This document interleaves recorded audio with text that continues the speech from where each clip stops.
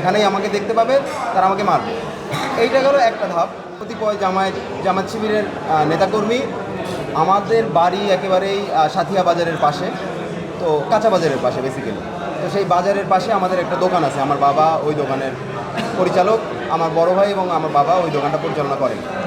তো সেই দোকানে গিয়ে আমার বড় ভাই এবং আমার বাবাকে বলা হয় যে আপনার ছেলে এলাকায় আসলে সে হচ্ছে যে হামলার শিকার হবে বা তাকে মারা হবে। আমি এলাকায় গেলে যে কোনোভাবেই যেখানেই আমাকে দেখতে পাবে, তারা আমাকে মারবে। এইটা গেল একটা ধাপ। সেটা হয় 30 তারিখ বিকেল 5:30 থেকে 6টা নাগাদ। এরপরে রাত 9টা নাগাদে আমার বাবাকে এবং আমার বড় ভাইকে আবার ডেকে নেওয়া হয়। ডেকে বাজারেরই আরেকটা দোকানে, অপর প্রান্তের আরেকটা দোকান যেখানে হচ্ছে যে একজন জামায়াত কর্মীর দোকান সম্ভবত, সেই দোকানে নিয়ে যাওয়া হয় আমার বাবাকে এবং বড় ভাইকে। এবং সেখানে জামায়াতের নেতাকর্মীরা বেসিক্যালি জুনিয়র টায়ারের নেতাকর্মী, এরা কেউ হয়তো বা ওই পোস্টেড না এবং তারা সিনিয়রও না।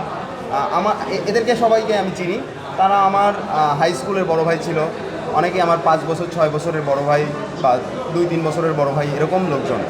তো তারা আমার বাবা এবং বড় ভাইকে ডেকে নিয়ে ওই দোকানে নিয়ে বসান এবং সেখানে গিয়ে তারা বলেন যে আমি যা যা করছি বা আমি এই যে এটিএম আজারের মুক্তি নিয়ে আমার যে ভূমিকা, সেটা রাষ্ট্রদ্রোহিতার শামিল।